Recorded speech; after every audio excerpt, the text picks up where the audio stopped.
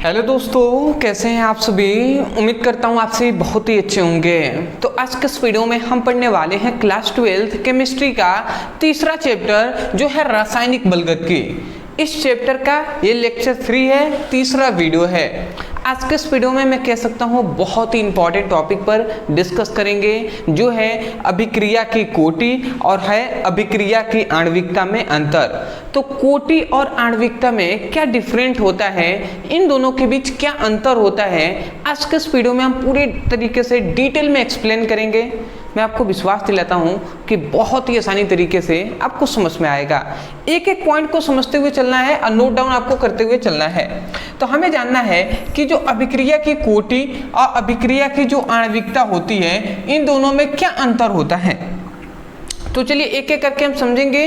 यहाँ पे हमने दोनों को लिख दिया है, बट आपको याद रखना है एक दूसरे को कंपैरिजन करके आप याद करेंगे तो आसानी होगी आपको समझने में भी और प्लस याद करने में भी।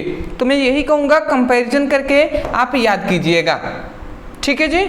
चलिए तो हमारा सबसे पहला देखिए, सबसे पहला हमारा आता है कि अभिक्रिया की जो कोटि होती है, तो इसमें हमने लिखा है इसे प्रयोगों द्वारा ज्ञात किया जाता है। मतलब जो कोटि है उसे हम प्रयोगों द्वारा ही प्राप्त करते हैं। प्रयोगशाला में जाएंगे और प्रयोग करेंगे तो उसके अनुसार हमें क्या प्राप्त होता है, कोटि प्राप्त होता है।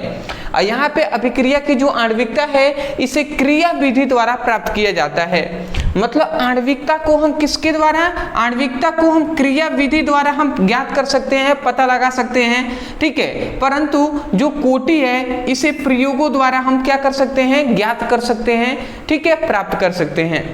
तो पहली बात आप समझ गए हैं। तो अभिक्रिया की कोटि में सबसे पहला आपको अंतर यही लिखना है कि अभिक्रिया की कोटि को हम प्रयोगों द्वारा ज्ञात किया जा सकता है और अभिक्रिया की आणविकता क्रिया विधि द्वारा प्राप्त किया जा सकता है, ठीक है। दूसरा अंतर ध्यान से समझेंगे। कह रहा है कि अभिक्रिया की कोटि शून्य, पूर्णांक, धनात्मक, ऋणात्मक तथा भिन्नात्मक भी हो सकती है। देखिए अभिक्रिया की जो कोटि है वो शून्य हो सकती है, शून्य तो आप समझ रहे हैं। पूर्णांक मतलब 1 2 3 4 5 ये सभी अनंत तक ये सभी क्या है, पूर्णांक ही हैं। धनात्मक मतलब +1 +2 +3 ये सब धनात्मक हैं। ऋणात्मक मतलब -1 -2 -3, ठीक है, ये हो गया। अब भिन्नात्मक मतलब P/Q के रूप में, मतलब जैसे 1/2 हो गया। तो ये इस प्रकार क्या हो सकती है, कोटि हो सकती हैं। तो यही बात कोटि के लिए यही कहा जा रहा है कि जो अभिक्रिया की कोटि है वो शून्य हो सकता है, पूर्णांक भी हो सकता है, धनात्मक हो सकता है, ऋणात्मक हो सकता है और भिन्नात्मक भी हो सकते हैं। परंतु अभिक्रिया की आणविकता में अंतर यह है कि जो अभिक्रिया की आणविकता होगा, अभिक्रिया की जो आणविकता वो शून्य, ऋणात्मक और भिन्नात्मक नहीं हो सकता। मतलब क्या है कि जो आणविकता है वो कभी भी शून्य नहीं होगा। दूसरी बात ऋणात्मक नहीं होगा, जैसे -1 -2 -3 नहीं होगा। अब भिन्नात्मक मतलब क्या है, P/Q के रूप में, जैसे 1/2 हो गया, 3/2 मतलब बटे के रूप में नहीं आना चाहिए। तो इस प्रकार कभी भी नहीं आएगा आणविकता का मान। मतलब धनात्मक आ सकता है, जैसे कि 1 हो गया, 5 हो गया, 7 हो गया, ये एक धन है, ठीक है। तो इतनी बात आप समझ गए हैं। तो वही बात लिखा गया है यहाँ पे कि जो अभिक्रिया की कोटि शून्य, पूर्णांक, धनात्मक, ऋणात्मक और भिन्नात्मक हो सकती हैं, परंतु अभिक्रिया की जो आणविकता है वो शून्य, ऋणात्मक और भिन्नात्मक नहीं हो सकती। तो मैं आशा करता हूँ कि आपको समझ में आ रहा होगा, ठीक है जी। अगला हम आते हैं हमारा तीसरा। एक एक करके कंपैरिजन करके याद कीजिएगा, को याद हो जाएगा। देखिए अगला कह रहा है कि अभिक्रिया की कोटि में कि कोटि जो होती है वो सरल और जटिल दोनों प्रकार की अभिक्रियाओं का ज्ञात किया जा सकता है। मतलब जो कोई भी अभिक्रिया की जो कोटि है वो हम सरल जो अभिक्रिया है, सरल अभिक्रिया जिसे हम प्राथमिक अभिक्रिया भी कहते हैं, तो सरल अभिक्रिया है और जो जटिल अभिक्रिया हैं इन दोनों का हम कोटि ज्ञात कर सकते हैं। तो वही कहा जा रहा है कि कोटि सरल और जटिल दोनों प्रकार की अभिक्रियाओं का ज्ञात किया जा सकता है। परंतु जो आणविकता होता है ना, आणविकता वो केवल सरल या प्रारंभिक अभिक्रियाओं का ही ज्ञात किया जा सकता है। मतलब आणविकता किसका ज्ञात कर सकते हैं, सरल और प्रारंभिक, सरल या प्रारंभिक अभिक्रियाओं का ज्ञात किया जा सकता है। परंतु जो आणविकता है वो जटिल अभिक्रियाएं जो होंगी उनकी आणविकता हम ज्ञात नहीं कर सकते। याद रखेंगे, जटिल अभिक्रियाओं की आणविकता नहीं ज्ञात कर सकते, केवल हम सरल अभिक्रियाओं की आणविकता ज्ञात कर सकते हैं। परंतु कोटि जो है ना, वो सरल और जटिल दोनों प्रकार की अभिक्रियाओं का ज्ञात कर सकते हैं। समझ में आ रहा है ना? तो एक एक करके कंपैरिजन करके याद कीजिएगा। चौथा, यही सबसे मेन हमारा चौथा है कि जो अभिक्रिया की कोटि होता है ये एक प्रायोगिक मान होता है, प्रयोगों द्वारा हम इसे प्राप्त करते हैं, इसीलिए लिखा गया है कोटि एक प्रायोगिक मान होता है।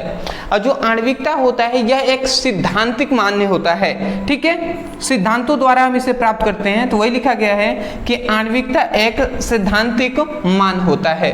तो ये एक प्रायोगिक मान होता है, प्रयोगों द्वारा प्राप्त करते हैं, और जो आणविकता है वो एक सैद्धांतिक मान होता है, इसे सिद्धांतों द्वारा प्राप्त किया जाता है। ठीक है, अगला पांचवा हमारा आता है कि कोटि जो है वो अभिक्रिया के वेग और अभिकारक अणुओं की सांद्रता के बीच संबंध बताता है। बात समझ में आ रहा है? मतलब जो क्या है, कोटि है वो दो चीजों के बीच संबंध बताता है। पहला अभिक्रिया का जो वेग है, अभिक्रिया का जो वेग है इसमें, और अभिकारक अणुओं की जो सांद्रता है उसमें उनके बीच क्या बताता है, रिलेशन बताता है, संबंध बताता है। परंतु जो आणविकता है ना, आणविकता किसी सरल अभिक्रिया में भाग लेने वाले अणुओं की संख्या को बताता है। बात समझ में आ गया? तो इतनी बात आप याद रखेंगे कि जो कोटि होता है वो अभिक्रिया के वेग तथा अभिक्रिया के अणुओं की सांद्रता के बीच संबंध बताता है, परंतु आणविकता एक सरल अभिक्रिया में भाग लेने वाले अणुओं की संख्या बताएगा कि उस अभिक्रिया में कितने अणु भाग ले रहे हैं। तो एक दूसरे को आप कंपैरिजन करके याद करेंगे, आपको आसानी तरीके से समझ में आ जाएगा। इससे पहले मैं बता दूं कि जिन विद्यार्थियों को कोटि और आणविकता पता ही नहीं है कि कोटि कहते किसे हैं, आणविकता कहते किसे हैं, उनको थोड़ा सा ये टॉपिक जो अंतर आपको समझने में थोड़ी सी दिक्कत हो सकती है। इसलिए मैं कहूँगा यदि आपको कुछ ज़्यादा समझ में न आए तो एक बार आप ज़रूर अभिक्रिया की आणविकता किसे कहते हैं और कोटि किसे कहते हैं इसको आप पढ़ लीजिएगा। पढ़ने के लिए आप केवल लिखेंगे अभिक्रिया की कोटि ब्रदर सर, वीडियो आपको मिल जाएगा। या आणविकता पढ़ना है तो लिखिए अभिक्रिया की आणविकता ब्रदर सर, तो इस टॉपिक पर वीडियो हमारा मिल जाएगा। मैं आशा करता हूँ आप समझ गए होंगे। अदरवाइज थोड़ा सा आप दिमाग लगाएंगे, कंपैरिजन करके याद करेंगे, आसानी तरीके से याद हो जाएगा। तो चलिए दोस्तों, आज के लिए इतना ही। एक छोटा सा टॉपिक था बट बहुत ही इंपॉर्टेंट था, इसलिए मैंने सोचा कि आपको छोटा ही सही बट इसको करा दिया जाए। अदरवाइज मैं यही कहूँगा, यदि आपको वीडियो पसंद आया है, यदि आपको इस वीडियो से कुछ सीखने को मिला होगा, तब जाकर वीडियो को लाइक करके चैनल को सब्सक्राइब कर दीजिएगा। और सबसे खास बात, यदि आप क्लास 12th का फिजिक्स और केमिस्ट्री का चैप्टर वाइज केवल VBI क्वेश्चन को पढ़ना चाहते हैं तो डिस्क्रिप्शन बॉक्स में फिजिक्स और केमिस्ट्री दोनों का लिंक मिल जाएगा। आप जाइए उस पर क्लिक करके अपनी बेसिक टू हाई पढ़ाई स्टार्ट कर सकते हैं। तो मैं आशा करता हूँ आप समझ गए होंगे। तो चलिए दोस्तों, आज के लिए इतना ही, मिलते हैं एक नए टॉपिक के साथ, तब तक के लिए धन्यवाद।